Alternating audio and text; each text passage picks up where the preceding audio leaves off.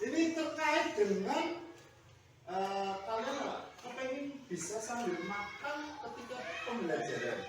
Nah, ini sedangkan kalian ada yang menuliskan harus memperhatikan saat pembelajaran. Nah, misalnya di pelajaran Pak Guru menjelaskan, terus ada yang sambil makan, kira-kira nanti akan memperhatikan enggak? Akan memperhatikan makanan temennya yang gitu ya. Apa bagaimana begini? Misalkan kalian nanti semua lapar atau biar nggak bosan, kan ada nih misalkan Pak Guru sudah menjelaskan, nah itu nggak boleh makan. Tetapi ketika kalian sudah sambil mengerjakan tugas, kalau sambil mengerjakan tugas boleh sambil nyemil kayak gitu. Kalau yang penting adalah ketika sedang mengerjakan tugas, kalau ulangan ini tidak boleh ya. Kalau ulangan kalau lagi lagi tes atau sedang pembelajaran, Pak Guru sedang menjelaskan atau sedang melakukan kegiatan contohnya diskusi kelompok atau apa ya, boleh diskusi kelompok boleh sambil makan. Misalkan mengerjakan tugas nanti boleh sambil makan. Tapi kalau misalkan lagi percobaan nih, gawe apa misal kalau digawe mendoan atau mungkin kemarin bikin apa ini hasta kalian ini kan ya jangan sambil makan. Nah ya berarti intinya saat makannya itu nunggu dibolehkan atau dibolehkan oleh Pak Guru ya. Kalau misalkan silakan mengerjakan tugasnya boleh sambil makan gitu. Kalau Pak Guru menyatakan itu, atau kalian bisa usul Pak Guru mengerjakan tugasnya boleh sambil makan, ya boleh atau tidak itu nanti tergantung Pak Guru lihat. Misal kalau sambil makan ini kayaknya berbahaya nih, misalnya mau keselak, ya boleh. Nanti kalian makannya diganti di kegiatan tempat istirahat. Kayak gitu aja. Ya, berarti kesepakatannya apa nih?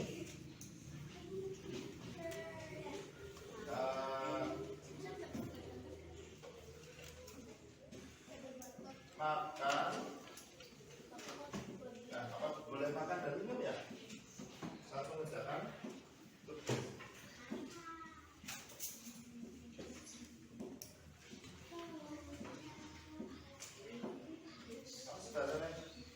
Boleh makan dan minum.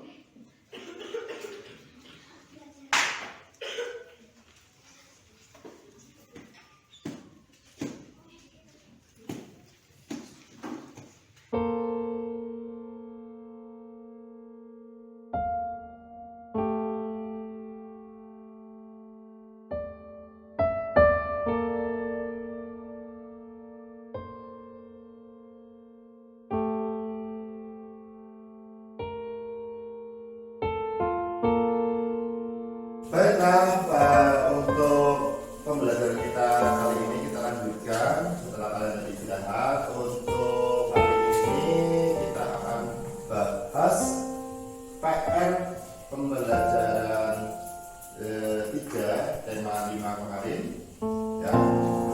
Sudah dikerjakan semua? Silakan kalian keluarkan buku PR-nya untuk kita bahas.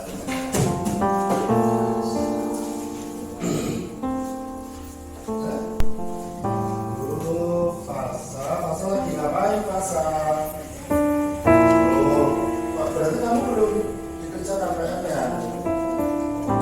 Dikerjakan. Coba sini kamu lihat bukunya kamu belum masuk kosong. Di PR itu sesuai dengan keyakinan kelas kita itu adalah yang harus dilaksanakan dengan penuh tanggung jawab. Di mana dikerjakan PR-nya? Di rumah, di sekolah, PR. Masa coba sini sebentar.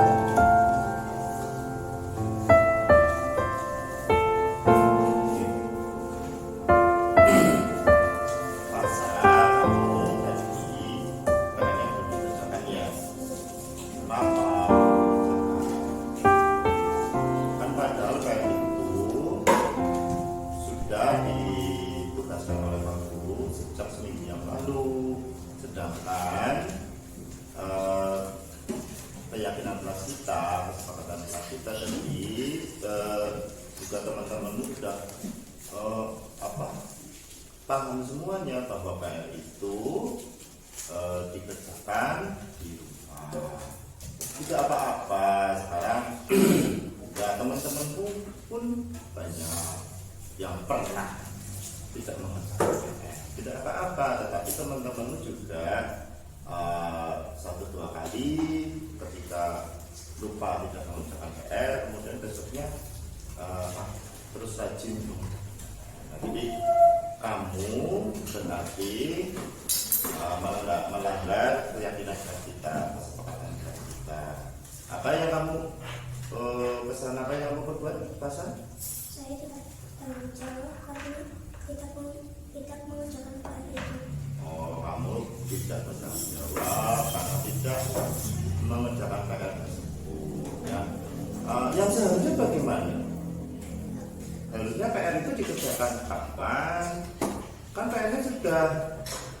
PR-nya itu sudah 40 tugas kan sejak seminggu yang lalu. Seharusnya bagaimana? Dikerjakan di rumah, ya. Nah, kamu sebagai anak itu sebenarnya rajin untuk berangkatnya. Tadi kamu tidak terlambat, walaupun kamu tidurnya malam, berangkatnya tetap bersih, itu sudah bagus. Tetapi kamu ternyata kelupaan tidak mengerjakan. Nah, sekarang Pak Guru mau tanya terus, tadi kamu mengerjakan PR itu ada berarti kamu tidak bertanggung jawab. Apa akan kamu lakukan untuk memperbaiki kesalahanmu? Sekali lagi kalau saya mendapat kabar, saya akan mengerjakannya. Langsung mengerjakan apa ditunda-tunda sampai sebelum dikumpulkan? Langsung mengerjakan biar tidak kelupaan, ya seperti itu. Jadi kalau ada PR, Fasa akan mengerjakan langsung. Jadi yaudah, kembali ke tempat.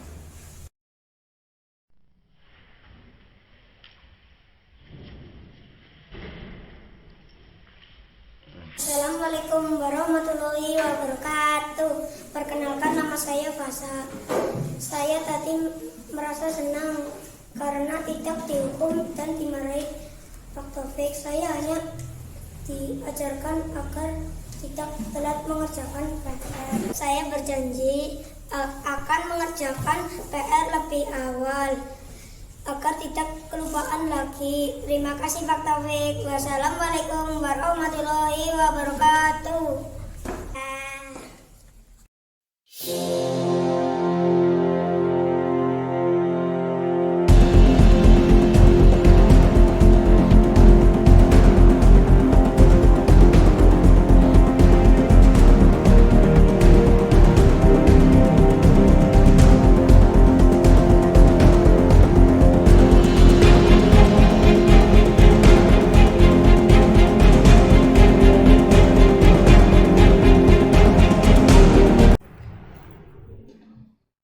Assalamualaikum warahmatullahi wabarakatuh.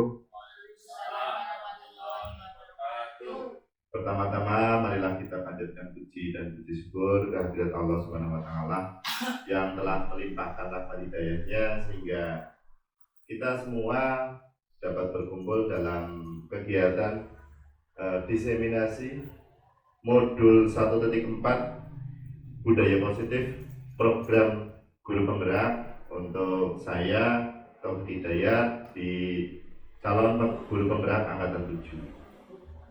Terima kasih kami ucapkan kepada Bapak Mariono selaku kepala sekolah, sekaligus juga kepada rekan-rekan guru yang telah meluangkan waktunya untuk dapat mengikuti kegiatan diseminasi ini. Untuk awal saya sampaikan bahwa untuk kegiatan diseminasi ini adalah penularan tentang budaya positif yang saya pelajari di modul 1.4 program guru penggerak di angkatan 7 ini yang baru selesai kemarin. Ini sebagai bentuk aksi nyatanya itu harus diseminasikan kepada rekan-rekan guru. Budaya positif yang akan kita pelajari atau saya pelajari dulu kemarin, kemudian nanti akan saya bagikan kepada Bapak Ibu semuanya, yaitu ada disiplin dan nilai-nilai kebajikan. Disiplin itu apa? Nanti ada perbedaan antara yang dimaksud disiplin di sini dengan disiplin yang selama ini kita ketahui. Yang kemudian nanti kita akan mempelajari tentang apa perbedaan hukuman, konsekuensi, dan restitusi.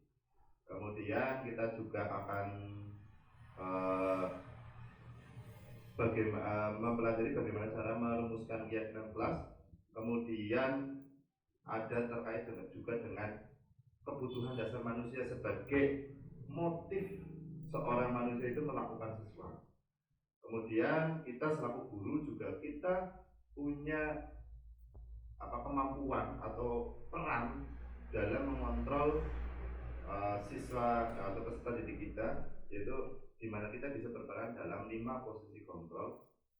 Kemudian nanti kita juga akan belajar tentang langkah-langkah penerapan segitiga restitusi. Next.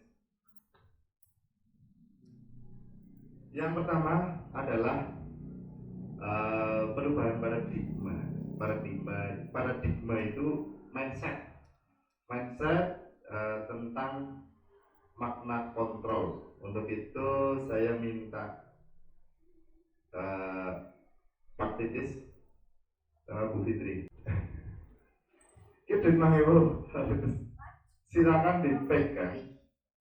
Terus next misal ini mulai Pak Titis, kemudian mau diminta digegem sing kencang, mau diminta oleh Bu Fitri, tapi Pak Titis orang kepengen ngaweh nak ditimbang ibu gue ke Bu Fitri, walaupun dengan berbagai macam cara silakan Bu Fitri minta atau perintah apa ngomong apa paksa silakan. Duit itu kemudian caranya bisa diminta nang Bu Fitri. Tidak silakan. Tapi ini uangnya 5.000 buat saya saja. Sekarang kan hari Jumat bersama. Nanti bilang dapat pahala.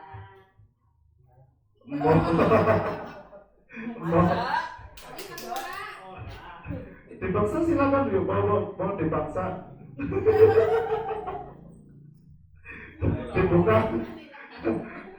Tapi kalau misalkan ternyata kan Bu Fitri lebih lemah dari Pak Titis ya. Pak Titis mestinya megangnya akan kuat ya.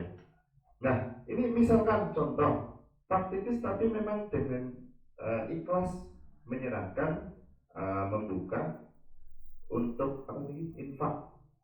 Jujur sih, anggar itu berasal dari keinginan Pak Titis sendiri, itu pasti mudah. Jadi silakan.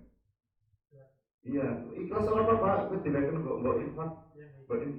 Nah, terima kasih. Silakan. Sampun. Iya boleh. Jadi selama ini kita kan selaku guru sering mengarahkan, sering menasehati, bahkan sampai mungkin mengancam, menghukum dan lain sebagainya. Yang tujuannya adalah bagaimana agar anak tersebut berubah karena kita kepengennya kan peserta didik kita menjadi peserta didik yang lebih baik ya, karena itu adalah bagian dari kesuksesan peserta didik itu belajar. Nah akan tetapi jika kita mau seperti tadi yang Bu Fitri bisa merayu kayak apa, maksa kayak apa, kalau Pak Titis itu tidak mau membuka genggaman tangannya untuk memberikan uangnya, nggak mungkin uang itu bisa sampai kepada Bu Fitri. Nah, walaupun tadi sudah dirayu, ternyata ada rayuan mautnya yaitu buat infak, dan itu menggetarkan hatinya Pak Titis ikhlas kemudian memberikan uang itu untuk infak Jumat kali ini. Nah, yang memegang kekuasaan penuh atas diri seseorang itu adalah dirinya sendiri. Jadi inilah posisi kontrol manusia itu ya terletak pada dirinya sendiri. Itu next Mas. Ini sesuai dengan ini pendapat dari Dr. William Glaser dalam Control Theory, menuliskan beberapa miskonsepsi tentang makna kontrol. Yang pertama itu ilusi guru mengontrol murid. Itu hanya ilusi, kita tidak bisa mengontrol murid. Guru tidak dapat memaksa murid ketika murid tersebut sudah memilih untuk tidak melakukan. Teori kontrol menyatakan bahwa semua perilaku memiliki tujuan, bahkan perilaku yang tidak sesuai. Jadi kita harus memaksa bagaimanapun. Kalau memang murid kita nggak mau dipaksa, nggak mau berubah, ya nggak mungkin dia berubah. Ya, nah perubahan ini ternyata itu mempunyai tujuan, baik perubahan yang positif atau perubahan yang negatif. Contoh, bocah jadi nakal atau nukari kancane, itu pasti punya tujuan. Ya. Kemudian ilusi bahwa semua penguatan positif, efektif dan bermanfaat. Penguatan itu ya begini kayak bentuk rayuan kepada partai sini uangnya untuk infak saja, nanti kan kamu dapat pahala dan lain-lain. Itu tetap kalau tidak dilakukan pun, kalau tidak anak tersebut tidak mau melakukannya, hanya akan bertahan dalam waktu yang relatif singkat. Ya, jadi anak tersebut melakukan sesuatu karena misalkan karena imbalan, karena dialem, itu tetap hanya akan berlangsung sesingkatnya itu. Kemudian ilusi bahwa kritik membuat orang merasa bersalah dapat menguatkan karakter.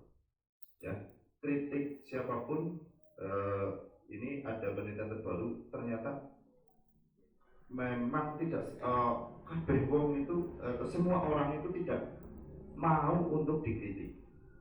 Ya, karena siapapun orangnya itu tidak akan pernah menginginkan sebuah kegagalan. Karena kritik itu adalah bentuk apresiasi terhadap sebuah kegagalan ini. Berarti karena kita dikritik, berarti karena ada kegagalan pada diri kita. Kemudian ilusi bahwa orang dewasa memiliki hak untuk memaksa. Tindakan ini tidak akan efektif untuk jangka panjang, hanya akan menimbulkan permusuhan. Kita maksa dong, itu mungkin saat dipaksa anak tersebut akan mau, tetapi itu akan menimbulkan dendam. Jangka panjangnya hanya akan menimbulkan permusuhan. Next. Kemudian, bagaimana seseorang bisa berubah dari paradigma stimulus respon kepada pendekatan teori kontrol? Ini bukan Stephen. Ini fotonya bukan Stephen Covey ya. Ini topik kita ya. Stimulus respon yaitu tadi stimulus kita contoh memberikan paksaan, memberikan penghargaan, hukuman, itu adalah stimulus. Kemudian responnya adalah apa yang dilakukan siswa. Stimulus respon itu berarti apa yang dilakukan siswa itu tergantung dari apa yang kita lakukan. Ternyata itu tadi hukuman, paksaan, penghargaan bahkan atau itu ternyata tidak bisa bertahan lama. Ya, ini Stephen Covey. Bila kita ingin membuat kemajuan perlahan, sedikit-sedikit, ubahlah sikap atau perilaku Anda. Namun bila kita ingin memperbaiki cara-cara utama kita, maka kita perlu mengubah kerangka acuan kita. Ubahlah bagaimana Anda melihat dunia, bagaimana Anda berpikir tentang manusia, ubahlah paradigma Anda, skema pemahaman dan penjelasan aspek-aspek tertentu tentang realitas. Jadi, peserta didik kita bisa berubah bukan lagi kita mempelajari bagaimana cara memaksa orang, enggak, tetapi kita pelajari lebih mempelajarinya adalah subjeknya, yaitu peserta didiknya. Ya, supaya apa? Kita bisa tahu peserta didik kita bisa menyentuh biar peserta didik itu mau berubah dengan sendirinya. Seperti tadi Bu Fitri paham Pak Titis itu kemungkinan bisa ikhlas karena senang bersedekah, dijaluke go infak alasannya, terus tambah maning ini hari Jumat itu adalah hasil dari Bu Fitri mempelajari Pak Titis. Oh, Pak Titis orangnya seperti ini, di treatment seperti ini. Itu ini penjelasan Stephen Covey. Lanjut. Nah, disiplin positif yang selama ini tadi yang saya sampaikan di awal, bahwa disiplin yang seperti kita ketahui, kalau pendapat saya dulu tentang disiplin itu adalah melakukan sesuatu yang seharusnya. Ya, contoh seharusnya Pak hari ini pakai batik ini, ya itu kalau memakai batik ini berarti artinya disiplin. Tetapi disiplin positif kali ini itu diartikan sebagai belajar. Disiplin artinya adalah belajar. Nah, ini kita selama ini adalah memaknai disiplin itu seperti itu. Disiplin di sini adalah yang dimaksud adalah disiplin diri. Ya, disiplin diri maksudnya apa? Contoh, saya sadar bahwa saya kewajibannya harus mengajar. Kewajibannya mengajar. Yang menggerakkan saya setiap hari dari Kalibogor sampai sini setiap hari itu kan karena kesadaran saya. Nah, kemudian saya turuti itu bentuk menuruti keinginan diri kita yang berasal dari dalam diri kita sendiri, itu yaitu tadi saya sadar bahwa kewajiban saya harus mengajar, dan saya bisa memaksa diri saya sendiri untuk bisa bangun, berangkat untuk ngajar di sekolah.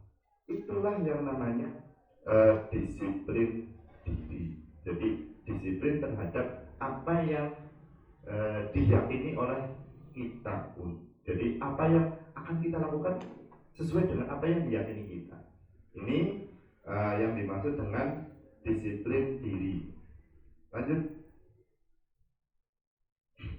Nah, kemudian ini kita akan belajar tentang nilai-nilai kebajikan universal. Nilai-nilai kebajikan ini adalah segala sesuatu yang baik itu akan diterima oleh siapapun. Ya, contoh, apakah menolong orang yang jatuh di jalan itu baik apa tidak?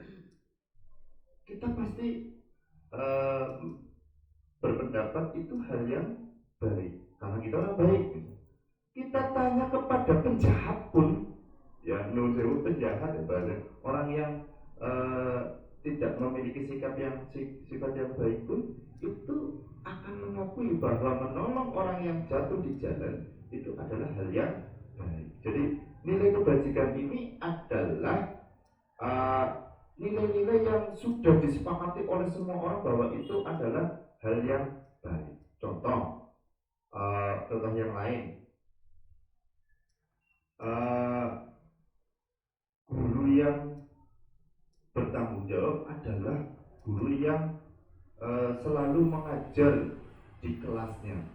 Semua guru pasti sepakat itu, walaupun saya misalkan guru yang tidak baik, tetap akan sepakat hal itu, ya. Tuh, seperti itu. Nah, nilai-nilai kebajikan ini adalah sifat-sifat positif manusia yang merupakan tujuan mulia yang ingin dicapai setiap individu. Ya, Dr. William Glasser pada teori kontrol menyatakan bahwa setiap perbuatan memiliki tujuan. Nah, tadi tujuan kita, makanya kita harus menciptakan tujuan. Diane Goshen mengemukakan dengan mengaitkan nilai kebajikan yang diyakini seseorang, maka motivasi intrinsiknya akan terbangun, sehingga menggerakkan motivasi dari dalam untuk dapat mencapai tujuan mulia yang diinginkan. Contoh nilai kebajikan universal diantaranya adalah keadilan. Semua orang setuju dengan keadilan, kemudian penghormatan, peduli, integritas, kejujuran. Kita yang notabene-nya adalah pegawai pemerintah pasti percaya jujur itu baik. Walaupun misalkan koruptor pun ditanya misalkan apakah jujur itu baik apa tidak, pasti jawabnya kejujuran itu adalah sesuatu hal yang baik. Ya. Kemudian ada pelayanan, keamanan, kesabaran, tanggung jawab, mandiri, berprinsip, keselamatan, kesehatan, dan lain-lain. Ini adalah contoh dari nilai-nilai kebajikan. Jadi nilai kebajikan itu suatu hal yang baik, yang bersifat mutlak. Bersifat mutlak itu harus diakui oleh semua orang. Ya. Nah, kemudian contoh nilai-nilai kebajikan dalam sebuah institusi, contohnya adalah kita sekolah, yaitu contohnya adalah profil pelajar Pancasila, di mana kita tahu untuk profil pelajar Pancasila sesuai dengan undang-undang profil pelajar Pancasila itu sebenarnya itu memang amanat undang-undang sudah, cuma sekarang di rebrand, di branding baru, ya, yaitu disebut karena profil pelajar Pancasila yaitu sesuai dengan tujuan pendidikan nasional kita.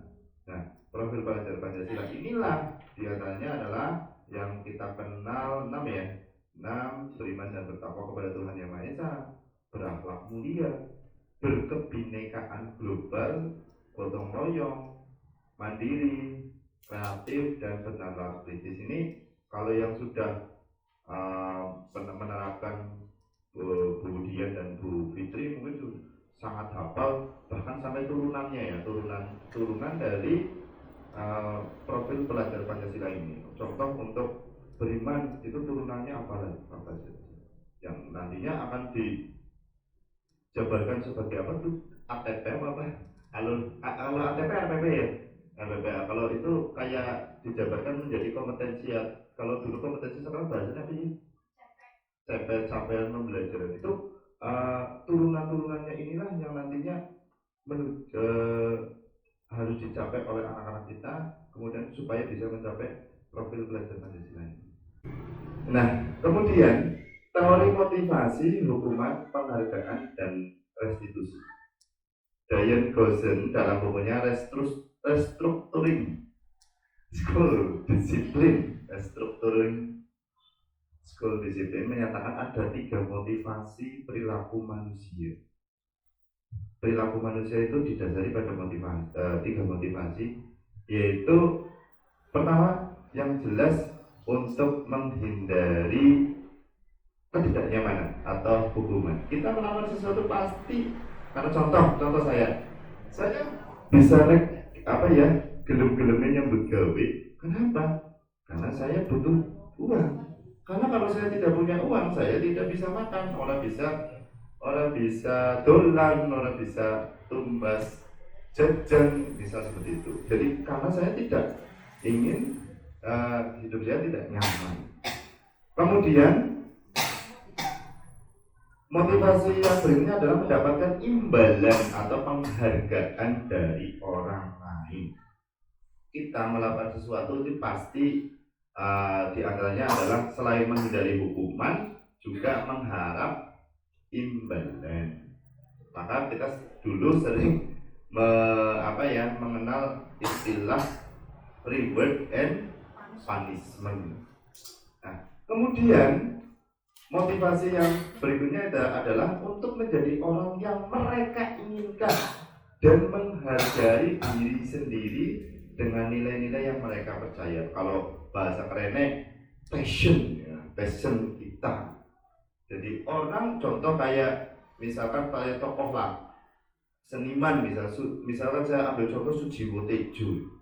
Sujiwo Tejo bisa-bisa melakukan apapun yang kategori menurut saya aneh-aneh, itu dia tetap rela melakukan. Karena apa? Beliau pengen nuruti, saya ingin mengikuti apa yang diri saya inginkan. Itu jawabannya Sujiwo Tejo.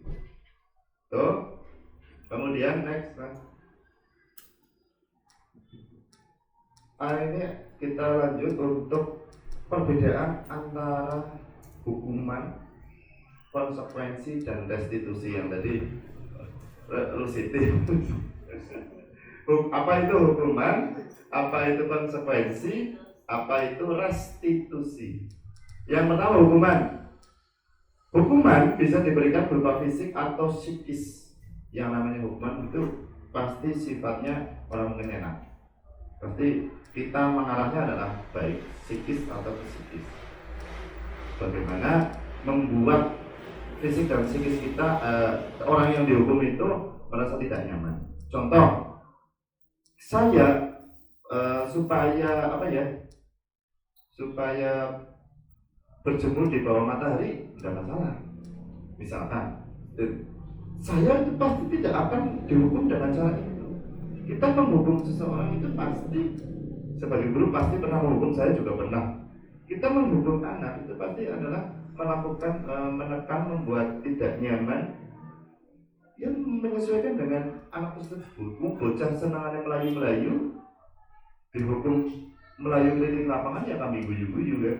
Pasti kita melakukan hukumannya yang bisa membuat anak tersebut merasa tidak nyaman.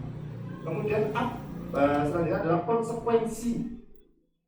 Konsekuensi ini bedanya dengan hukuman. Kalau hukuman biasanya ada sisi emosionalnya, dan biasanya itu tidak ada aturannya, semetune biasanya. Kita misalkan kita sebagai guru dalam kegiatan pembelajaran sehari-hari ya. Contoh ada anak yang membuang sampah sembarangan bisa. Itu pas lagi lumayan seketika itu langsung berpikir, coba nggak boleh seperti itu, silakan kamu bersih semua, ambil sampah yang ada di halaman sekolah. Seketika itu bisa kita menghukum secara tidak terencana. Nah, bedanya dengan konsekuensi, ini sudah terencana, harus terjadi dan membuat tidak nyaman dalam jangka pendek. Contoh sebuah konsekuensi ini biasanya karena habis dipikir nadisin, itu sudah mandan nalar. Contoh, kita sudah merencanakan nih, kalau misal ada anak yang tidak mengerjakan PR, itu disuruh mengerjakan di ruang perpus misal. Ini adalah contoh konsekuensi. Jadi kita sudah menyampaikan PR dikerjakan di rumah. Kalau yang tidak mengerjakan di rumah berarti mengerjakan di perpus misal, karena PR itu harus selesai dulu.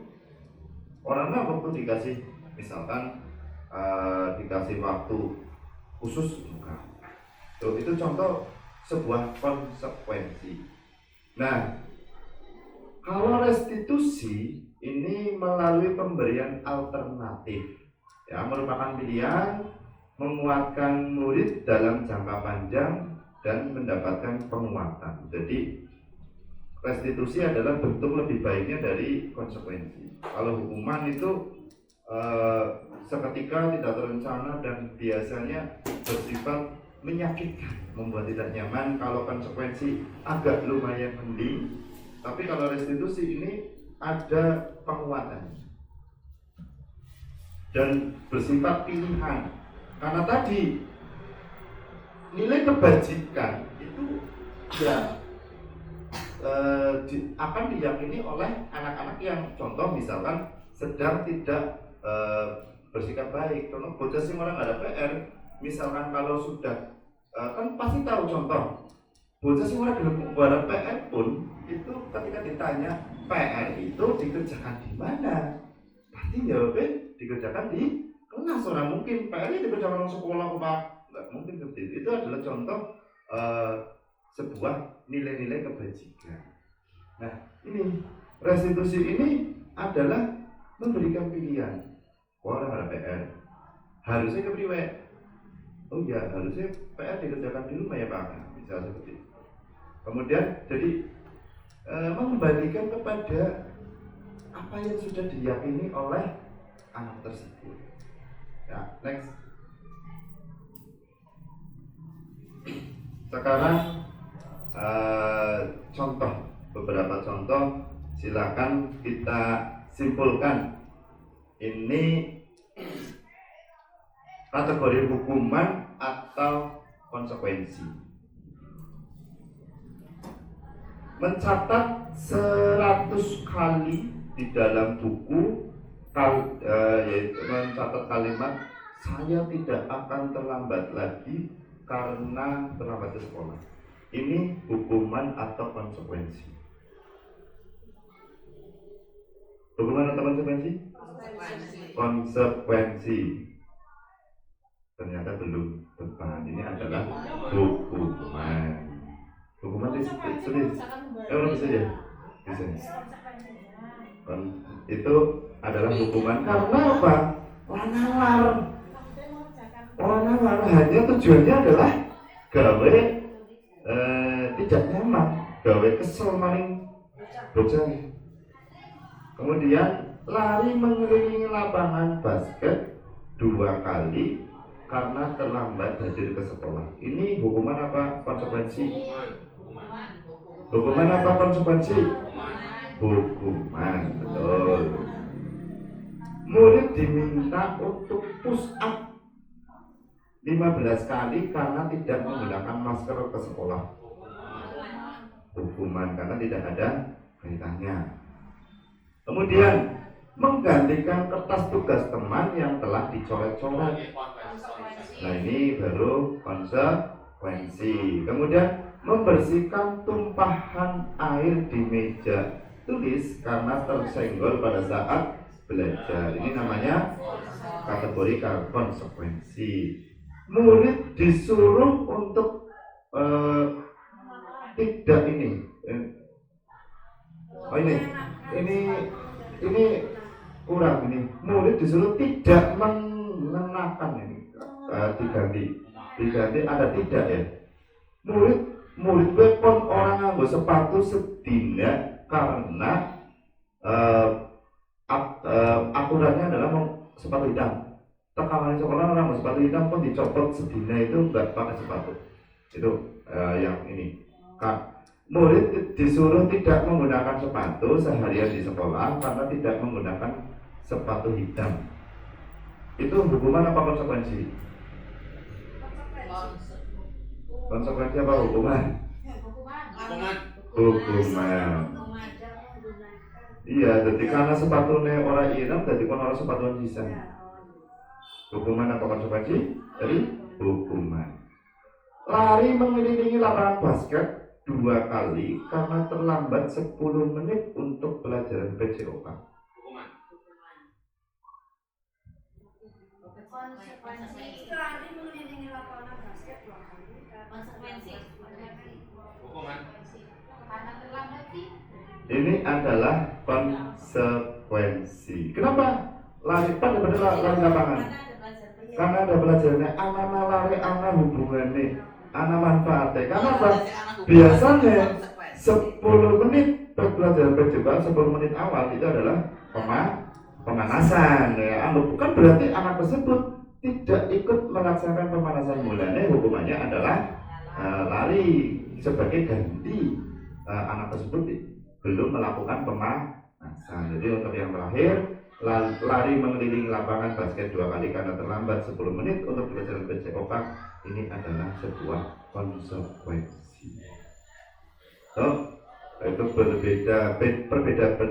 perbedaan antara hukuman dan konsekuensi dari beberapa contoh kasus. Jadi Konsekuensi itu memang sudah dipikirkan, disepakati, dan pasti punya tujuan. Ya berkaitan dengan apa yang dilakukan, tujuannya apa. Nah, lanjut. Nah, kemudian apa itu keyakinan kelas? Tadi kita sudah sampai pada konsekuensi. Nah, konsekuensi itu yang memikirkan adalah gurunya atau kita semua disepakati. Hasil kesepakatan konsekuensinya apa, kita melakukan apa pasti sudah dipertimbangkan, ya. Nah, ini bagaimana menumbuhkan keyakinan kelas, ya, sebuah keyakinan yang bagaimana ya? Anak-anak itu sebenarnya tinggal membahasakan apa yang sudah dia anggap baik. Nah, contohnya, keyakinan kelas merupakan sesuatu yang dapat diterapkan di lingkungan kelas. Pembuatannya melibatkan semua warga kelas melalui kegiatan curah pendapat. Cara merumuskan keyakinan kelas yaitu siswa berdiskusi dengan guru tentang apa yang diinginkan dan disepakati bersama untuk menumbuhkan budaya positif. Jadi membuat keyakinan kelas itu adalah, yang pertama adalah anak tersebut diskusinya yang kemarin saya lakukan itu, saya tanya dulu anak tersebut kepengennya apa. Nah, terus di apa ini dibandingkan dengan kondisinya sekarang. Kepenginannya kelasnya bersih, tapi kelasnya sekarang masih kotor, misalkan. Kemudian dia akan melakukan apa? Oh, karena dia punya keinginan, punya mimpi, dia mau melakukan apa untuk mencapai keinginan tersebut atau mimpi tersebut. Contoh, anak tersebut ingin kelasnya bersih, karena kalau kelasnya bersih enak loh belajar. Kemarin kelas 5 itu menginginkan kelasnya bersih, rapi, tambah wangi gitu. Kepengennya kelasnya wangi. Nah, sedangkan kondisi kelasnya untuk saat ini mungkin masih belum ideal. Bersih, lumayan bersih, tapi kurang rapi, tambah belum wangi. Nah, kemudian disepakatilah karena keinginannya seperti ini, sedang kenyataannya seperti ini ya. Keinginannya bersih rapi wangi, tapi nyatanya bagian bersih cobek, dung-dungan misal. Istirahat kembali kotor. Urung wangi kalau rapi lah. Apa yang bisa dilakukan? Nah, ini kemudian dibentuklah namanya itu kesepakatan. Nah, kau kan kepengen iya. Sedangkan kelas kita masih kamu kan kepengen kelasnya bersih, sedangkan kelas kita masih kotor. Berarti kita harus ngapain? Oh, bersih bareng-bareng, nggak bareng-bareng terus. Iya bisa ya. Oh ya berarti piket. Padahal piketnya sudah dibentuk ke piket. Berarti bagaimana? Ke piketnya mana? Piket itu lebih bertanggung jawab lagi biar kelasnya menjadi bersih. Nah, ini dilakukan dengan diskusi. Jadi keyakinan kelas ini adalah sesuatu yang dapat diterapkan di lingkungan kelas. Nah, ini pembuatannya melibatkan seluruh warga kelas dari hasil curah pendapat, kemudian dirumuskan dalam kesepakatan kelas. Nah, kalau sudah terbentuk sebagai kesepakatan kelas, berarti kan ini membuktikan nih bahwa oh iya memang kelas 5 misalkan sebuah ruang kelas itu harus bersih supaya belajarnya menjadi nyaman. Ini kan akhirnya menjadi keyakinan mereka, oh kelas harus bersih. Tuh, next mas. Nah, ini contoh keyakinan kelas. Keyakinan kelas ini disepakati semua ya. Walaupun anak tersebut misalkan anak yang masih belum disiplin, bahasanya sih bejut sekalian gitu pun tahu bahwa itu adalah jadi bocah sing urung bener yang ngerti. Jadi kayak apa inilah sebuah keyakinan. Contoh, mengerjakan tugas tepat waktu. Bocah sing senengane dolanan pun tugas kudune digarap kepriwe, ya kudune tepat waktu. Bersikap dan berbicara sopan. bocah sing ngomongnya saruk pun bisa kita jumpai anak-anak yang ngomongnya saruk itu tidak baik. Nah, kamu berbicara ABCD misal itu tidak baik. Kenapa? Karena itu tidak sopan. Nah, sing sopan kayak apa kan ngerti jane. Ya. Berbicara sing sopan itu seperti apa sebenarnya anak yang bicaranya mungkin saat itu sedang tidak sopan, tahu bahwa bicara yang sopan itu sebenarnya seperti apa. Kemudian menghargai orang yang berbicara. Kalau bertanya itu tunjuk jari. Bahkan misalkan contoh anak bocah sing biasanya selalu naik takon tunjuk jari. Padahal anak bocah sing naik takon asal ngomong nyemplung misal kelas 1 mungkin banyak yang akan seperti itu. Nah, suatu ketika anak yang biasanya tunjuk jari ngomong orang tunjuk jari bisa diingatkan oleh anak yang orang pernah tunjuk jari. Kumpul baru tahu tunjuk jari, tapi kan ngerti. Ketika mau tanya itu harus tunjuk jari. Kemudian menyayangi dan tolong menolong. Bocah sing senenge gelupun. Bahasanya misal anak yang sering kita kan pasti menjumpai ya anak-anak yang seneng buat gelut atau apa. Ini kita koni mana batin kudune kepriwe? Apa kok kudune emang iya? Mesti jawabnya seperti itu. Ini contoh yang kesepakatan kelas yang lain itu adalah menjaga kebersihan. Nah kita koni, wah senengnya kelasnya bersih apa kotor sih? Mesti jawabnya senengnya ya kelasnya bersih siapapun.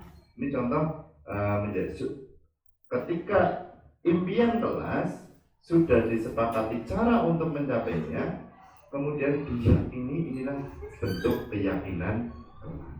Next. Nah, tadi anak yang baik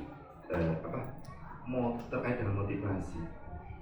Orang melakukan sesuatu ya, baik itu tindakan sing apik ataupun tindakan yang tidak baik, itu pasti ada motivasinya. Motivasinya itu biasanya karena ada terkait dengan kebutuhannya, terkait dengan kebutuhan manusia. Kebutuhan manusia ini secara umum dikelompokkan menjadi 6 ya berarti. 5. Yang pertama adalah, yang paling utama adalah kebutuhan manusia itu adalah kebutuhan untuk bertahan hidup, ya, survival. Contoh, orang akan rela melakukan apapun untuk bisa bertahan hidup. Ini berarti kan karena ada kebutuhan. Kemudian belonging, kasih sayang dan rasa diterima. Selanjutnya ada power atau penguasaan. Kemudian ada freedom atau kebebasan. Kemudian ada, setiap orang itu pasti juga butuh kesenangan. Kesenangan saya, kesenangan praktis, kemudian itu pasti akan berbeda-beda. Ya, dan itu harus dipenuhi. Kalau itu tidak dipenuhi, pasti kita akan melakukan sesuatu. Kita melakukan sesuatu itu pasti adalah untuk memenuhi kebutuhan manusia ini. Ya, jadi baik itu bertahan hidup, kasih sayang, penguasaan, kebebasan. Contoh, anak yang senangnya nakal, bisa baik dia motivasinya adalah karena dia di rumah tidak pernah diperhatikan oleh orang tuanya atau oleh gurunya lah, misal oleh gurunya atau digatekkan, sehingga dia jahil maring batile. Karena dengan dia nakal maring batile, dia itu dicelup nang guru. Orang ampun kata siku, dia malah seneng ya, karena dia ingin diterima, kasih sayang dan terima, dikatakan nak nang gurunya, jadi akhirnya dia olah. Ini seperti itu. Lanjut. Nah, ibu guru bilang aku tidak boleh bernyanyi saat mengerjakan tugas. Katanya kelas harus tenang, tidak ada suara. Kan tidak seru jadinya. Ini kategori kebutuhan apa? Tadi kesenangan, freedom, survival, diakui. Ini apa? Kesenangan. kesenangan fun ya berarti. Ibu guru tidak menyapaku hari ini padahal aku pakai jepit rambut baru. Ini kebutuhan apa yang dia inginkan? Dia inginkan untuk dipenuhi. Tadi apa? Pengakuan ya, diterima ya. Iya. Aku bosan, masa belajarnya cuma gitu-gitu aja, dengerin ibu guru aja. Ini kebutuhannya yang dia tidak terpenuhi itu adalah dia kebutuhannya apa? Bosan berarti kesenangan kan dia bosan, dia kepengennya senang mulai belajar. Aku merasa bangga dan keren. Ini dia kebutuhan berdasarkan dari kebutuhan dasar manusia, yaitu tadi aku merasa bangga dan keren, penguasaan atau dia tadi. Ya lanjut. Nah kemudian kita sebagai guru ya, sebagai guru ini punya diberi wewenang ya, atau kita memang memegang kontrol terhadap siswa kita, karena kita memang yang diberi tanggung jawab. Nah karena manusia itu melakukan sesuatu ya seperti yang sudah kita belajar di awal ya, seorang guru itu mempunyai 5 posisi kontrol. Di antaranya itu adalah sebagai penghubung supaya anak tersebut bisa mencapai atau bisa, harapannya kita adalah anak tersebut bisa berubah menjadi lebih baik. Ketika melakukan hal yang tidak baik, kita menghukum. Tujuannya adalah memberi tidak nyaman sehingga anak tersebut nanti akan tidak melakukan hal-hal yang tidak baik tersebut. Kemudian ini ada membuat rasa bersalah. Ada tipikal guru yang orang hukum, cuman biasanya gawe orang nyaman secara perasaannya. Jadi kemudian ada guru yang berperan sebagai teman. Batin itu kalau berperan sebagai teman itu biasanya yang ngomongnya bisa, tetapi ngomonginnya dengan bahasa yang berbeda. Dengan kalau guru berperan sebagai seorang teman, ya dengan itu jadi gini, menyampaikan sesuatunya itu pasti ya seperti seorang teman. Kemudian guru juga mempunyai peran kontrol yaitu sebagai, di antaranya itu posisi kontrolnya adalah sebagai pemantau. Misalkan ada anak yang misal membuang sampah sembarangan, kelihatan nih, oh si Olang paling gitu, Olang memantau dong. Kemudian kemungkinan bisa dipanggil, kamu tadi tidak membuang sampah sembarangan, padahal kudune buang sampah di tempat sampah. Oh iya, itu contoh peran kontrol, 5 posisi kontrol dari seorang guru. Yang terakhir ini adalah yang paling ideal untuk saat ini adalah sebagai manajer, karena peran kita sebagai diantaranya sebagai fasilitator. Manajer itu image kita ngatur, perintah tok ya kan. Ada yang bilang sistem manajer itu adalah bagi habis pekerjaan. Karena ya manajer itu hanya membagi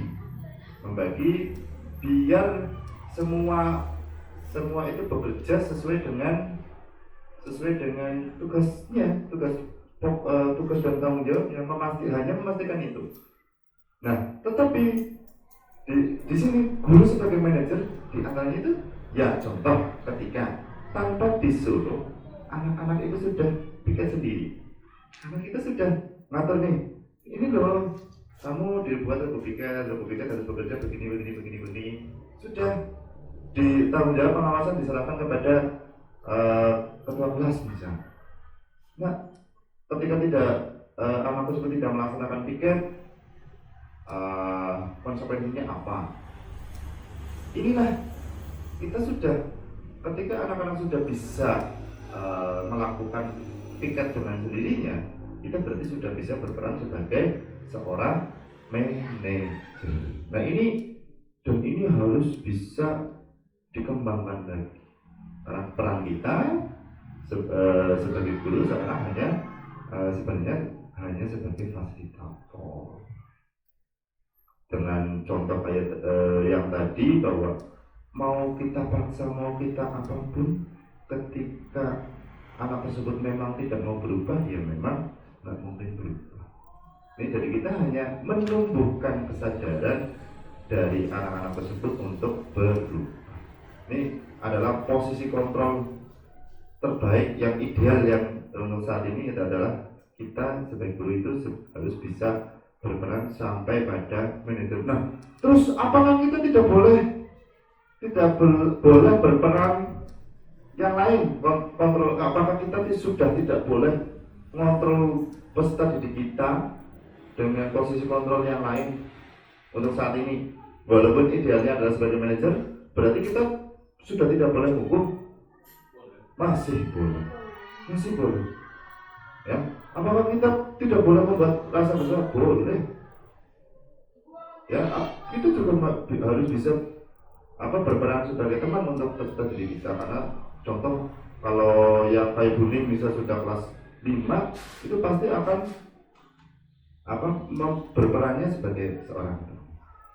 Jadi cuma ya itu tadi, manajer adalah posisi kontrol yang ideal untuk saat ini, dan kita harapannya adalah mencapai itu.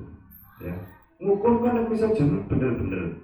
Nah, kepengenannya kita kan pasti, contoh yaitu tadi, anak-anak kita di kelas sudah bisa melakukan piket dengan penuh tanggung jawab, itu berarti itu sudah berperan sebagai manajer.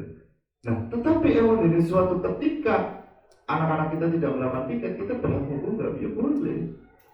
Kita bisa membuat rasa bersalah, bisa memantau, ya boleh. Peran kontrol ini cuma idealnya adalah sebagai manajer. Nah, baik, untuk berikutnya adalah penghukum. Seorang penghukum bisa menggunakan hukuman fisik maupun verbal. Orang-orang yang menjalankan posisi penghukum senantiasa mengatakan bahwa sekolah memerlukan sistem atau alat yang dapat lebih menekan murid-murid lebih dalam lagi. Guru-guru yang menerapkan posisi penghukum akan berkata, patuhi aturan saya, atau kamu selalu saja salah, selalu pasti selalu kamu yang tahu. Biasanya posisi penghukum itu ya karena menghukum itu melibatkan emosi, biasanya mendelik kalau kesuk gitu. Ciri-cirinya, ciri-ciri itu nada suara tinggi, mata melotot, jari menunjuk-nunjuk, menghati. Nah, endingnya adalah anak biasanya menjadi pendendam. Penting paling guru, apa guru paling seneng hukum. Saya sampai sekarang itu paling masih ingat dengan guru sing paling bahasanya dulu paling keren di zaman SMP, berarti sudah berapa tahun yang lalu.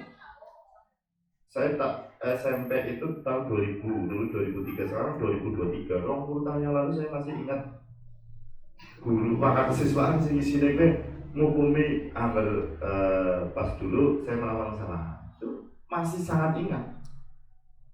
Ya, ini jadi ya ada dendam ya, jadi ya sih, cuman ya sudah diikhlaskan. Lanjut. Kemudian untuk membuat rasa bersalah ini biasanya guru akan bersuara lebih lembut. Pembuat rasa bersalah akan menggunakan keheningan yang membuat orang lain merasa tidak nyaman, bersalah atau rendah diri. Kata-kata yang keluar dengan lembut seperti contoh, ibu sangat kecewa dengan kamu. Berapa kali bapak harus memberitahumu ya? Gimana coba kalau orang tua kamu tahu kamu berbuat begini? Nah, ini adalah orang seluruh, tapi gawe anak rasa bersalah. Nah, ini biasanya ada seorang memelas, halus, sedih, bahasa tubuh merapat pada anak. Murid akan merasa bersalah, jadi akan merasa menjadi orang yang gagal. Iya, yang salah pancen. Next. Nah ini yang kadang-kadang memang kalau mungkin ada kurang idealnya adalah kita dipikir dikhawatirkan itu seorang guru kalau berperan sebagai teman terus menerus itu ini ada akibatnya. Guru pada posisi ini tidak akan menyakiti murid, namun akan tetap berupaya mengontrol murid melalui persuasi. Posisi teman pada guru bisa negatif ataupun positif. Positif di sini berupa hubungan yang baik terjalin antara guru dan murid. Guru di posisi teman menggunakan hubungan baik dan humor untuk mempengaruhi seseorang. Mereka akan berkata, ayo bentar bapak ya, ayo ingat bantuan bapak selama ini. Ya sudah, kali ini tidak apa-apa, nanti ibu bantu bereskan. Hal negatif dari posisi teman ini adalah contohnya, saya pikir bapak ibu teman saya. Nah, murid ini merasa dikecewakan dan tidak mau lagi berusaha. Nah, ini ciri-cirinya itu nada suara ramah, akrab, bercanda, senyum. Nah, anak ini akan mengandalkan guru. Tetapi kalau terlalu sebagai teman itu nanti kita akan tidak bisa mengontrol penuh ya. Jadi bagaimana ya? Kalau terlalu berperan sebagai teman itu nanti terlalu akrab itu ada sisi kekurangannya ya. Kadang-kadang anak-anak akan menunjuk terhadap kita. Lanjut.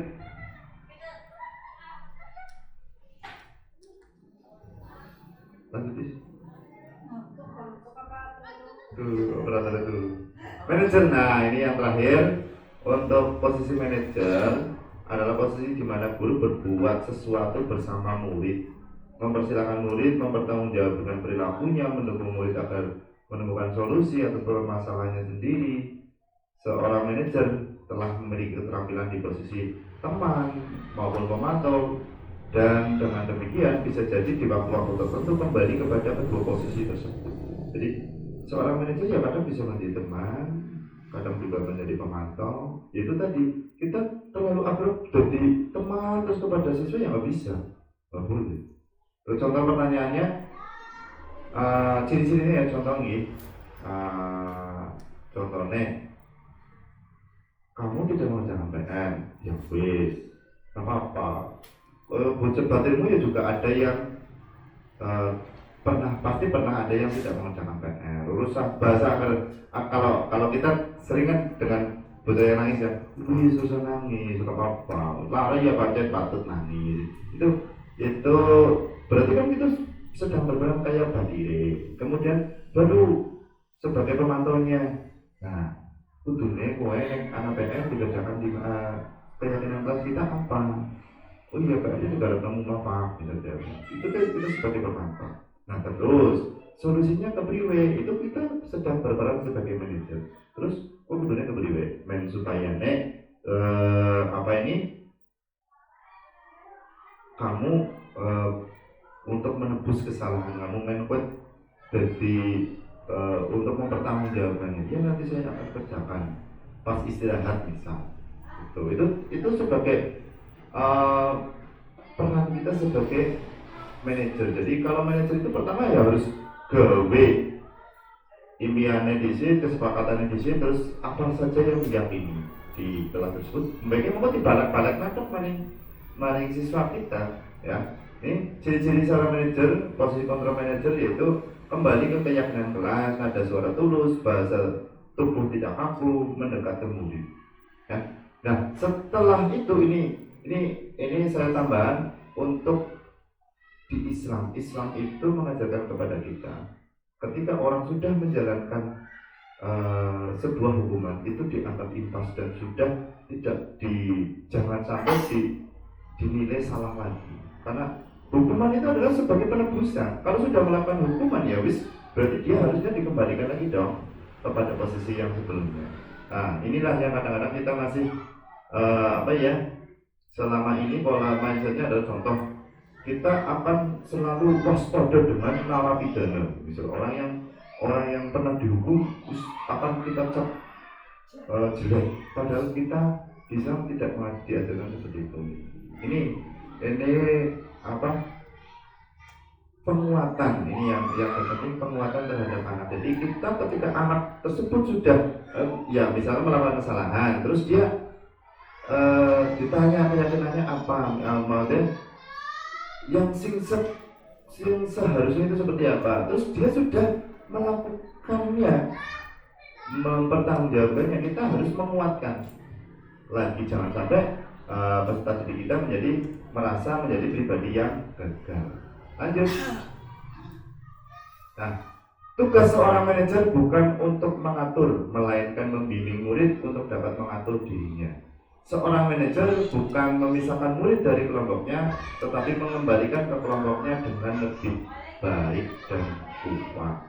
Jadi, ya kita harus membuat kembali menguatkan kepercayaan diri anak tersebut. Ya sudah, kamu kan sudah memperbaiki ini, ya sudah kamu sudah apa ya diposisikan menjadi anak yang lebih kuat lagi, karena kamu udah itu bisa ya. Misalkan anak oleh 0, ya aku udah belajar, nah sebenarnya kamu bisa kan. Lanjut. Nah kemudian dalam posisi kontrol sebagai seorang manajer, ya ini langkah-langkahnya biasanya kita sebut sebagai sebuah langkah-langkah yang dilakukan ketika kita berperan sebagai seorang manajer, yaitu proses menciptakan kondisi bagi murid untuk memperbaiki kesalahan mereka sehingga mereka kembali pada kelompoknya dengan karakter yang lebih kuat. Ini tujuan utamanya adalah ketika anak-anak melakukan sebuah kesalahan, mereka menyadari bahwa itu salah. Kenapa salah? Karena tidak sesuai dengan apa yang dia yakini. Kemudian dia diberi kesempatan untuk memperbaiki kesalahannya, ya. Nah kemudian karena dia sudah sudah bisa melakukan apa yang seharusnya dilakukan, ini harapannya adalah dia akan kembali kepada kelompoknya dengan karakter yang lebih kuat. Ya, langkah-langkah penerapan segitiga restitusi yaitu diantaranya menstabilkan identitas. Contoh menstabilkan identitas. Misalkan yang tadi anak tidak mengerjakan PR, iya nggak apa-apa. Kamu nggak, orang mengerjakan, kadang-kadang anak tidak mau ngaku bahwa tidak mengerjakan PR karena wedi berdomain di sini. Maka dari itu harus distabilkan dulu. Iya memang bocah ya mesti kadang-kadang anak lalai. Kamu kelalaian, kamu lupa ya tidak mengerjakan PR. Kita itu menstabilkan emosi atau menstabilkan identitas. Kemudian validasi tindakan yang salah. Itu kembalikan, kamu PR-nya tidak dikerjakan. Padahal PR itu harus dikerjakan di mana? Di rumah Pak. Nah itu contoh validasi tindakan yang salah. Kamu benar tidak mengerjakan PR, kenapa? Alasannya bisa ditanya. Saya ketiduran misal. Nah kemudian keyakinan kita apa? PR itu dikerjakan di mana? Di kelas, di rumah, ya. Nah kemudian langkah berikutnya adalah menanyakan keyakinan setelah PR, misalkan PR harus dikerjakan di rumah iya ternyata tidak dikerjakan. Kemudian apa yang ditanya, apa keyakinan kelas PR kemudian dikerjakan di rumah Pak. Terus ditawarkan pilihan, kamu mau memperbaikinya itu bagaimana ini dengan, berarti kamu salah ya, salah Pak. Kalau kamu mau memperbaikinya bagaimana? Ya saya akan mengerjakan PR-nya di luar misal. Tetapi kita sebagai guru, kalau bocah gue mengerjakan di luar, dia akan kehilangan kesempatan untuk belajar pada jam itu. Yang sudah nanti kamu mengerjakannya setelah pada saat jam istirahat, dia akan kehilangan jam istirahatnya. Nah, kemudian setelah dia mengerjakan PR-nya dikuatkan lagi. Nah, sehingga kamu jadinya kesel orang bisa masuk. Nah makanya nanti ketika ada PR itu kamu harus kerjakan terlebih dahulu ya, atau kamu kalau ada PR lagi bagaimana? Nanti dia akan, oh iya PR kan kudune di dalam rumah ya, nanti akan saya kerjakan di rumah Pak. Nah main orang kelalen itu diberi penguatan itu untuk penanganan atau penerapan tentang segitiga restitusi. Next. Menstabilkan masalah, ini contohnya kalimat-kalimatnya ya. Bersalah itu tidak apa-apa, tidak ada manusia yang sempurna. Jadi kita ini menstabilkan identitas, menstabilkan emosi anak. Kadang-kadang anak-anak itu ngomong salah lebih disitu. Lanjut. Validasi tindakan yang salah, tujuannya itu adalah pasti untuk memenuhi kebutuhan dasar. Contoh, karena tidak mengerjakan PR karena ketiduran, berarti dia adalah ada kebutuhan dasar yang dia harus penuhi saat itu, yaitu dia kudu turu kan, karena memang wismas kesel, dia akhirnya akan ketiduran. Oh ya, validasinya ada, ya memang kamu ya memang kecapean mungkin nggak apa-apa. Nah solusinya bagaimana? Jangan bocah wis keturun, memang butuh tidur gitu. Terus kemudian kalimat meyakinkan, padahal kamu bisa melakukannya lebih buruk dari ini ya misalkan, atau kamu bisa nolak ada PR apa? Mesti kan ada alasannya. Ini itu tadi saya sudah ngantuk dan ini males Pak, bukan marah bisi itu jargune marahnya ngomong-ngomongan. Ternyata begitu malam saya nggak kesel jadi ngantuk. Next, ini contohnya bisa lagi. Kemudian menanyakan keyakinan. Teori kontrol menyatakan ketika identitas sukses telah tercapai, langkah 1, dan tingkah laku yang telah divalidasi, langkah 2, maka anak akan siap dihubungkan dengan nilai-nilai yang dia percaya dan berpindah menjadi orang yang dia inginkan. Kalimat meyakinkannya ini, apa yang kita percaya sebagai kelas atau keluarga? Apa nilai-nilai umum yang telah kita sepakati? Apa bayangan kita tentang kelas yang ideal? Kamu mau jadi orang yang seperti apa? Ya, ketika misalkan, kalau kamu tidak mengerjakan PR, berarti kamu menunjukkan anak yang bagaimana? Sebagai seorang siswa kan kita harus bertanggung jawab, disiplin. Ketika mendapat tugas, kita harus tanggung jawab untuk dikerjakan. Berarti kamu ingin menjadi orang yang bertanggung jawab. Tidak Pak, saya pengen menjadi orang bertanggung jawab. Nah, kalau ingin menjadi orang bertanggung jawab harus bagaimana? Ya, ini contoh menanyakan keyakinan. Nah, langkah-langkah ini, bahasa kalimat dan lain-lain ini ya tidak aku harus seperti yang disampaikan, dengan yang penting maksudnya itu sama dan dimengerti oleh anak. Karena memang kadang-kadang anak itu kita harus menyesuaikan dengan pola pemahaman anak. Lanjut.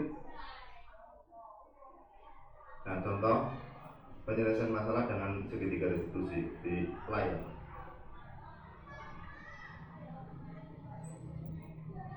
Di cepat kerjakan. Dan terakhir yang endingnya adalah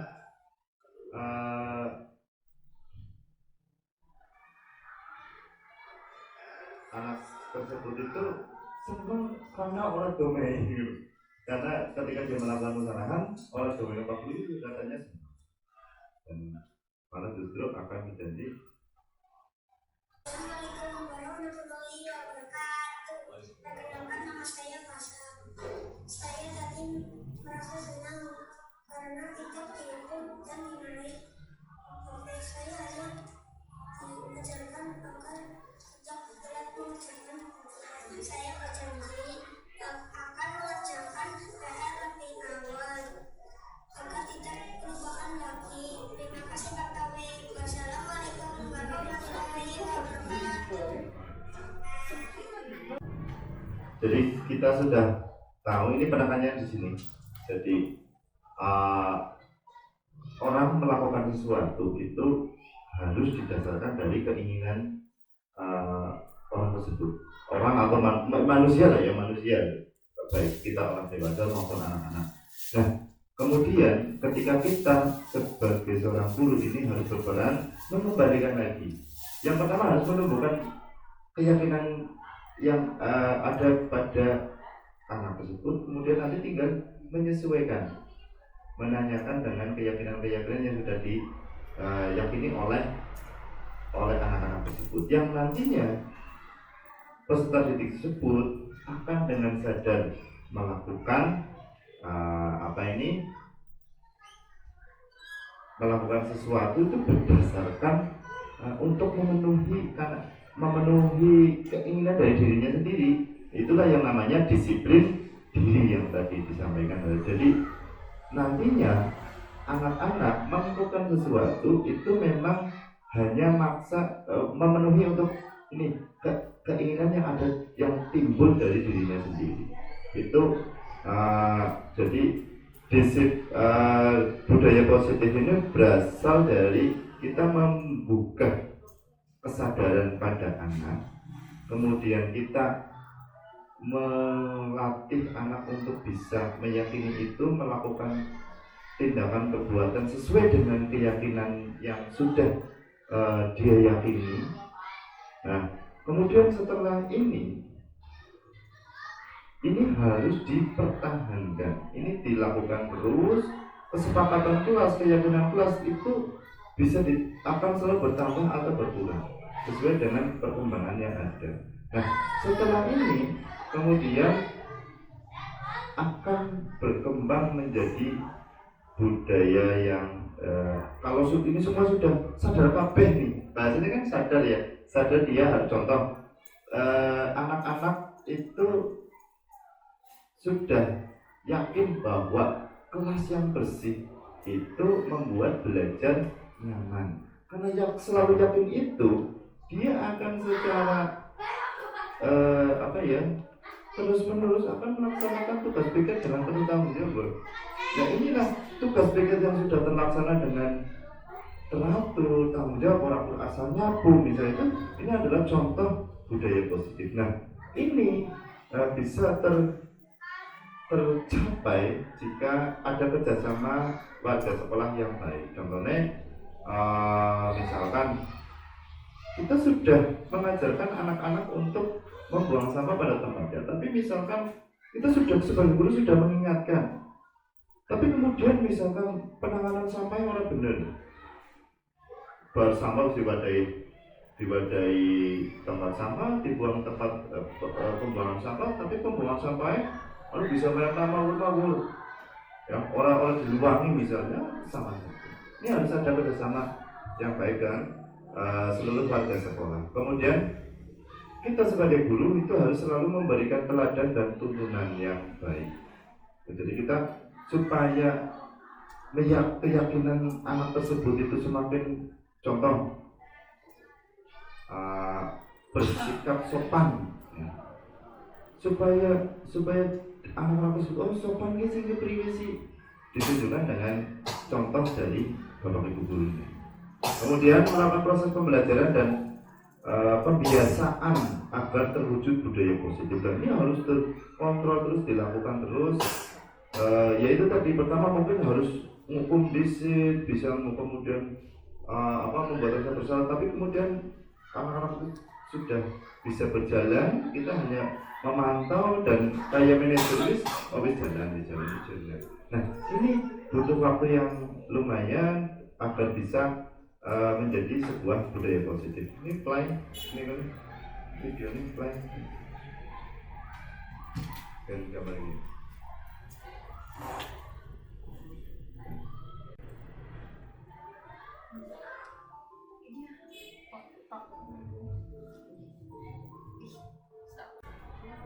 Iya, itu contoh-contoh beberapa kebiasaan yang sudah dilakukan di sekolah kita. Itu adalah beberapa contoh budaya-budaya positif yang sudah timbul di sekolah kita. Lanjut. Terakhir. Oke, thank you, terima kasih. Seperti itu yang dapat saya sampaikan. Mohon maaf apabila banyak kesalahan atau penjelasannya kurang jelas. Ya memang karena pandan telalin. Yang jadi pintar tapi jangan lupa lalin. Itu. Terima kasih.